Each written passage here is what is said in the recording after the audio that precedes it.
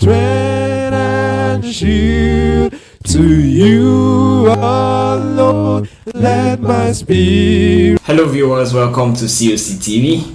On this episode of Let's Meditate, we shall be looking at the book of Psalms, chapter 1, verse 1. And with me is Pius.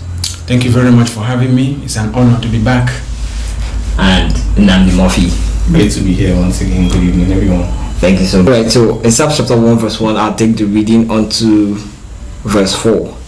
It says, "Blessed is the man who does not walk in the counsel of the ungodly, nor stand in the way of sinners, nor sit in the seat of the scornful.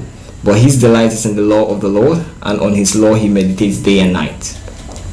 And he will be like a tree planted by the rivers of water, that brings forth its fruit in its season. Its leaf also will not wither, and whatsoever he does will prosper. The ungodly are not so, but they are like chaff that the wind drives away."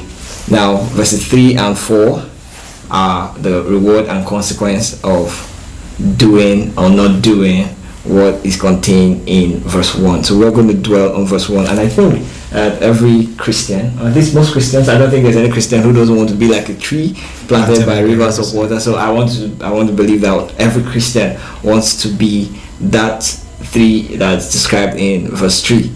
So what do we need to do to be like the tree planted by the rivers of water that brings forth its fruit in season? We need not to walk in the counsel of the ungodly, nor sit in the way of sinners, nor stand in the way of sinners, nor sit in the seat of the scornful. So I start with you, Nnamdi. What does it mean in today's world to not walk in the counsel of the ungodly?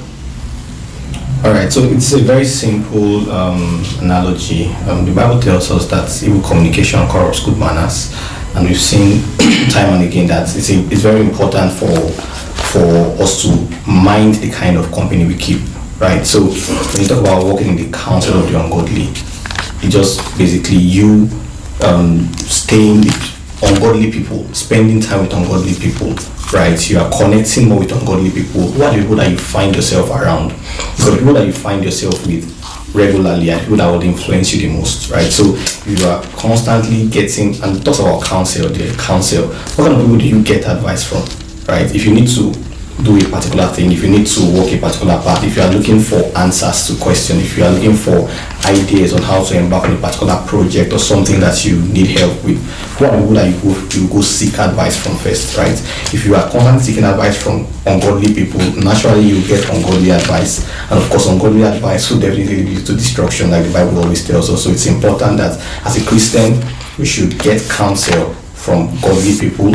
We should spend time with godly people rather than ungodly people, right? So that's what I understand from that portion of the scriptures. So in today's world of what's called generally unsolicited advice, it's often said that we're in a world of unsolicited advice. Everyone is giving advice. Is it really unsolicited advice? Don't we really pick what we take in or we decide to consume? So like out there's multiplicity of advice, multitude of advice. Yeah. So I think what the Bible is saying here, just as you were saying, is we should pick our advice. Yeah, exactly. Carefully. Yeah. And one very important thing I need to point there, when you talk about unsolicited advice, you see sometimes we scroll through social media and you just see things. And this is not something that you planned to see. It's one thing for me to come to you. Maybe I know you're an ungodly person and I come to you and ask for your advice. It's another thing for me to be scrolling through social media randomly and I just randomly see these things. I wasn't looking for them, but I stumble on them, right? So it's very important that as much as we have information overload in the current world we find ourselves, we need to filter, right? Yes, some of these things come to you without you going out there to look for them. Yeah. But as they come in, you need to filter. Of course, what kind of people you follow on social media, the kind of people that you listen to on social media and all of those things. So you don't get unsolicited advice from the wrong people. Yeah, I think that's very imperative. Walking in, that's the action. Walking in. So you stumble on something that is not godly. You just walk past it. You walk past it. You shouldn't dwell in it. You don't follow it. You don't replicate it in your own life. And that's what the Bible is talking about here. So it's one thing to see. It's another to dwell, allow it to, rest in your heart, and then you begin to think about it, and the first exactly. There's a saying that where attention goes, energy flows. So if you constantly fix your attention on ungodly things, you'll find out that your energy will be going towards those things, and of course it's going to lead to negative consequences in your life. Reminds me of what Proverbs 23:17 says. It says, "Let not thy heart envy sinners." Yeah. Let not thy heart envy sinners, but be thou in fear of the Lord all day long. So it's one thing to go on social media, for instance, because that's where most people spend their time, and then you see sinners doing things that are ungodly, and then you want to be like them. You now begin to act like them. You want to dress their way. You want to speak their way. You want to do things that they do. It's natural to want to have those things, because those are the people that have the highest followers on social media, right? Those are the people that probably even have the highest money sometimes, right? So it's, as a Christian, when you are trying to follow the path of right, and you find out that people that are doing the ungodly thing, that people that are making waves, right, or that are trending, it's very tempting sometimes, but it's important that we have to guard our hearts. Very important. So if you do not want to walk in the counsel of the ungodly, because it appears the ungodly are more in number, then you must not be afraid to walk alone. Exactly. Or walk with a few. So do not follow the multitudes to do evil. Pious. Yeah. Do not stand in the way of sinners if you want to be blessed of the Lord. What does that mean? Well, for me, I think the second sentence that we have in Psalm chapter 1, verse 1 is somewhat connected to the first sentence. Okay. The phrase, yeah? Yeah, which Murphy just talked about. You know, he said, "Blessed is the man that walketh not in the counsel of the ungodly." Okay, we've come to discover that in order for you to be blessed, because if you look at the word blessed is the man. The word blessed there, is from the root word happy. Happy is a man that walketh not in the counsel of the ungodly. That is one. Number two, nor standeth in the way of sinners. So if you do not receive advice from the ungodly people, if the ungodly people are not those who are your first point of call for advice or for counsel, in other words, you should not also stand on their way. How do you stand on their way? For example, at the end of the reign of King Solomon, his son actually was placed on the throne, to become the next, in command. And when he became the king, the first thing that he did was that, he called the elders, called him and said, "Look, young man, we are willing to work with you, but the burden, the tax, the levies that your father placed on us were so burdensome. We would rather appreciate it if you can actually reduce this levy for us." But the young man said, "Okay, give me some time, let me think about this request of yours." He went, he called the council of the elders of Israel, of Judah precisely, of course of Israel, because Solomon was the king of the whole of Israel. And then he told them, "Look at what my subject, what do you think I should do?" They told him, "Young man, listen to the voice of the people. This levy has been so burdensome for them, reduce it." Number two, you must not also stand in the way of the sinners. Show me your friends, and I'll tell you who you are. Thank you for that. I think while you were speaking, I just thought about this. I just noticed this, like, walk in a way is more active than to stand in. Yeah. So I think, just as he said, standing in is a more passive thing. You're not exactly active. And Romans chapter 1 verse 23, "Who knowing the judgment of God, that they which commit such things are worthy of death." Absolutely. Not only do the same, but have pleasure in them that do them. Yeah. Okay, so you're standing there, you're giving a nod. You're cheering them on. You're cheering them on. You're giving a passive consent to what they're doing. Because if you didn't like it, you should have walked away. And you're subconsciously observing it. You're observing and as you're observing it, you would have the urge to want to join at some point. Absolutely. For example, right, the word of God frowns at fornication. Okay. Thou shalt not fornicate. Thou shalt not commit adultery. Okay, now I don't fornicate. Okay, but pornography is a hobby. It's something that you indulge in. you are not fornicating. You've not laid on the bed with a lady that is not married to you. Okay, but pornography, you like it and you feel that because you are not on the bed with a woman and because you are just looking at this one on the screen, therefore it is better. That is you standing in the way of the sinner. Or you always chill, hang out with people. You hang out with always people talking about all that they have done at night and the previous week. Yeah, so these things, and you are laughing with them. These things actually can make you to fall. Yeah. So for you to be happy, become that blessed man, that happy man, don't receive counsel from the ungodly and don't stand in the way of the sinners. The Bible says God does not tempt a man, but we are drawn away by our own lusts. Absolutely. So it's our own lust that makes us to stay, just stand in there. The things that we like. Yeah, why those things are going on. Okay, and then the third one says, we should not sit in the seat of the scornful. Who is the scornful? Who's the scornful? Who is the scornful? I think we should start with that. Who's the scornful? Mockers? Mockers? The naysayers. The naysayers? I think so. For example, these are people from whose mouth you will never hear any good stuff. Okay, what they profess actually is not godly. Okay, they are in the university environment where a few of us actually spend 5 years or 6 years, 7 years, depending on the course you are studying. There are some extra years. Yeah, there are people, when you are in their midst, hardly do you hear words that are seasoned with salt. Hardly do you hear words that actually minister grace to the hearer. Okay, so this could be termed as discomfort. They are not heavenly minded and hardly do they engage in conversation that is heavenly inclined. So as a child of God who wants to be the blessed man or the happy man, as much as you can, try and stay away from discomfort. For me, I would say, if you have anybody in your life whose conversation is not heaven bound, whose behavior is not Christ-like, and whose counsel is not helping you to improve in your spiritual standing, as per helping you to draw closer to God, I feel you should scroll down, select, and delete. Come again with that. You should scroll down, select, and delete. Wow. So I want to do a typical example we can give here is careless talk. Absolutely. So sometimes people just say things randomly, and sometimes one careless talk can lead to another, and you find yourself going deep into sin, right? So I think that careless talk is one thing that sometimes careless talk may not necessarily be bad, right? But we have to be very watchful when we are constantly with people that engage in those type of things, right?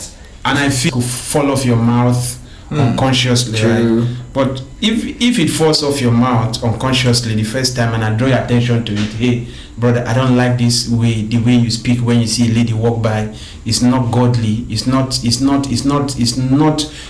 becoming of a Christian. Okay, and the person feels that, please, well, it's a free word, I can say whatever I want to say, I'm a free moral agent.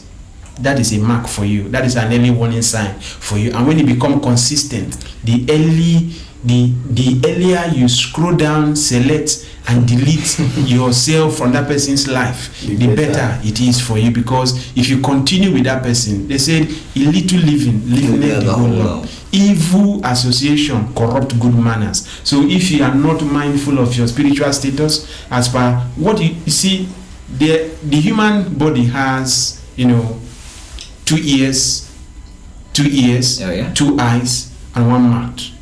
You understand? You know why God gives us 1 mouth and He gives us 2 ears and 2 eyes? So you can talk less. He wants us to hear more, He wants us to see more, and He wants us to talk less. We should be very careful with what proceeds out of our mouth. Your ears, what you hear, can either make or mar your heavenly journey, and what you see with your eyes can either make or mar your heavenly journey, and what proceeds out of your mouth could also have effect. In 1 Timothy 4 verse 12, Paul said, Timothy, let no man look down on your youth, let no man despise thy youth, but be thou an example of the believer in words, in charity, in faith, in purity. A long list of stuff that a Christian should exemplify as a believer. So if the person actually gives ungodly counsel, I think is as in an off for you. And then also when they are gathered together, the kind of discussion that comfort is not helping you, they can pull out. So the first one talks about you actually walking in, walking in the way of, in the counsel of the ungodly, and then you stand. A more passive one, you stand, and then you sit, and then now you sit, you're relaxed. Yeah, relaxed. I think that one of the it's sequential. It's that first. I must give you an advice, right? And you accept the advice. If you accept the advice, you are going to walk in the way that I point for you. Okay? If you start walking in the way, then you are going to sit comfortably. You relax. Then you relax in sin, and you relax and enjoy and party or chart your way to destruction for the end of it. So it starts with one step. One step leads to the other, and then to the final one. I think that as a Christian, if you constantly find yourself in the midst of people who engage in certain things, certain careless talk, in quotes, there's a problem. Because naturally, if based on your character, based on your conduct, people should have some people should feel uncomfortable to discuss certain things where you are. Excellently well. So if people feel fine discussing saying some kind of random thing, it's already a dent. It's a dent on your Christianity, right? Because your Christianity at that moment is not obvious enough to them. Exactly. If it was obvious to them, then they wouldn't have dare bringing talking about those things. Sincerely, Murphy, I agree with you, because if you are godly, your godliness is not a private affair, right? True. It must be known to everybody. A city set on the hill. Yes, a city set on the hill. Let your light so shine before men that they will see your acts of good works, what you believe and what you stand for. You see, there's a way that you stand for something that somebody cannot even think of coming to you to discuss sorting in the first place, or going to fornicate, or going to nightclub or something. But if you are just this kind of kind of a Christian, they'll bring it to you. Let's imagine accommodating everybody. Yeah. Let's imagine this for a second, that the dressmaker of Mary Magdalene suggests to her that she can sew something that reveals the cleavage. Yeah. That doesn't it doesn't even look like something that can happen. For the dressmaker to have the audacity to open her mouth in the first place to suggest that stuff to Mary, okay, it simply means that there's a question mark in the character, in the Christianity of Mary. So for the fact that we already in our heads we're thinking that is impossible, that couldn't have happened, that shows that Mary already exemplified, or she stood out. Absolutely. And then there's another side to this. I think that currently a lot of Christians are not offended by what they should be offensive, and then you're not offended, and people talk about your religion in an offensive way, and you're not offended. People talk about your God in an offensive way, you're not offended. People talk about offensive things, vulgar things, and you're not offended. You should be offended.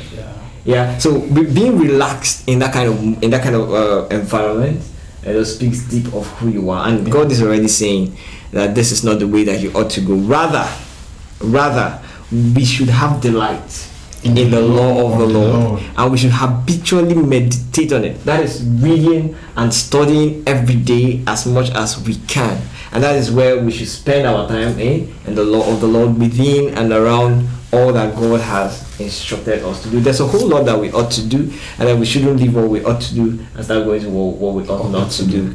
So I think that if we want to make our ways prosperous, if we want to be blessed of the Lord, then we have to take all of these that have been said here to heart. We need not to walk in the counsel of the ungodly. We need not to stand in the way of sinners, and we need not to sit in the seat of the scornful. And the Lord has already, outlined blessings for us. That is when we can really be prosperous and beautiful in our own season, and not withering in any way. And God helping us, we can actually do this. Sorry, let me just come in here, maybe a final thought before we wrap up. So I think that's one thing that a lot of people make the mistake of using that Apostle Paul's phrase of "I have become all things to all men." To win all men to Christ. And so you find out that because of that, you just find yourself in a beer parlor, find yourself in a club. Giving to Caesar what belongs to Caesar. You get so because you feel like when I get there, when I mix with them, I can talk to them about Christ. Why are you talking to somebody about Christ inside the club? Right? What are you looking for in the club in the first place? Right? So I think that we have to be very careful. As much as Christ himself actually even there was time that they said they saw him among, and they said he was a wine bibber, right? Yeah. So Christ himself mixed up with certain people, but at the same time, as Christians, it's very important that as much as you want to be able to mix up with different kinds of people, both the godly and the ungodly, both Christians and non-Christians, whatever it is, we need to be very careful. We need to be very careful because if we don't draw the line, if we are not careful enough, we might find ourselves deviating and then entering into those things that we shouldn't be doing. So yeah. Beautiful thoughts, beautiful thoughts. So in all that we do, we should show forth the glory of God. We should do in the name of Christ. We should do under his authority. And just as God has already said in his word, there's blessedness in maintaining our delight in his law and dwelling in it day and night. I think that with this, we have actually looked at Psalms chapter 1 verse 1, and some thoughts have been raised here that we could go into in future episodes. Yeah, we could actually talk about them. Hopefully by the time we come your way next time, we'll have other thoughts to share with you. Bye for now and stay blessed. Thank you.